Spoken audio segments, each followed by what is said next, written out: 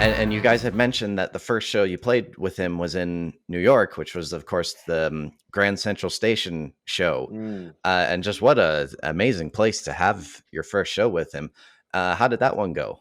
But yeah, it was fabulous. I mean, one of the things that it was wild because that we hadn't while we've played for quite a lot of different people, you realize what real celebrity is when you play for someone like Paul, because the center of New York City pretty much shut down, and not just because of him, because it was a concert for him and for guests. So everybody, I think there were 200 people that were coming to see it, and they were all guests of his. And I don't think it was until the show started that I thought what that would mean. I don't know about you boys. Did you, like, we were so busy trying to panicking about what we were going to play. I don't think we Yeah. thought about what that means. And we start the show in the middle of the audience. So we start off stage. And so, the show started and we're sort of backstage all trying to pretend we're not nervous and, trying to talk each other through what's about to happen and what have you.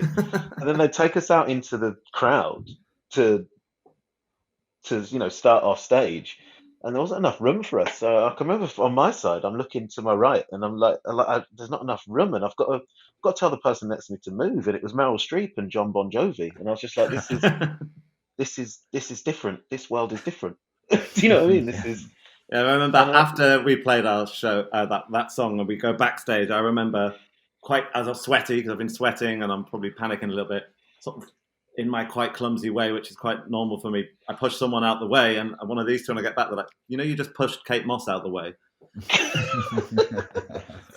And so, yeah, it was a really, really wild experience. And then also, the way as we walk out of the gig, there are crowds are lined up just screaming at Paul. And I've seen that on the television, but to be in it, not in it, they're not screaming at me, obviously, but to be, do you know what I mean? To experience that firsthand was wild. It really was wild. Really wild. Yeah. Yeah, no, he's probably the most famous living musician. I think you could make a case for that. So it's got to be eye-opening for sure. And then you guys went on the Freshen Up tour, which was from like the fall of 2018 to the summer of 2019, and you guys played 4 continents during that run. Was that the first time you guys had really been all over the world like that? I think to that degree, definitely. Yeah. We'd visited little bits, we'd sort of been over to the States here and there, but not. I'd personally never been to Canada before, and we start off in, what was it, Quebec, Edmonton, Montreal. Winnipeg. And I don't think any of us had ever. I know we'd been to Japan very briefly with Jess Glynn, but very much in and out. Whereas we went for a couple of weeks, and that I think we all enjoyed that a lot. And I'd never done a tour where I need different types of wardrobe.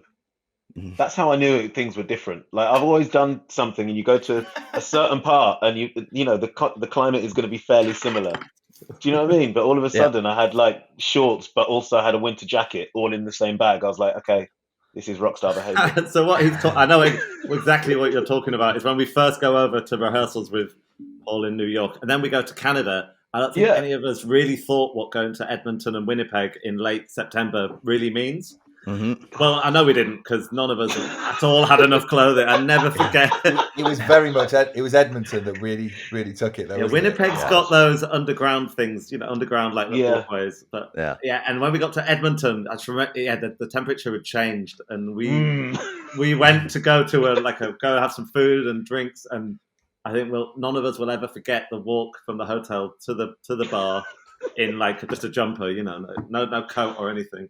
But then straight after that, we go straight down to Austin for the Austin City Limits Festival, baking hot. So it was, it's very confusing. That's how I knew I hadn't been very far. Do you know what I mean? Because that was a new problem.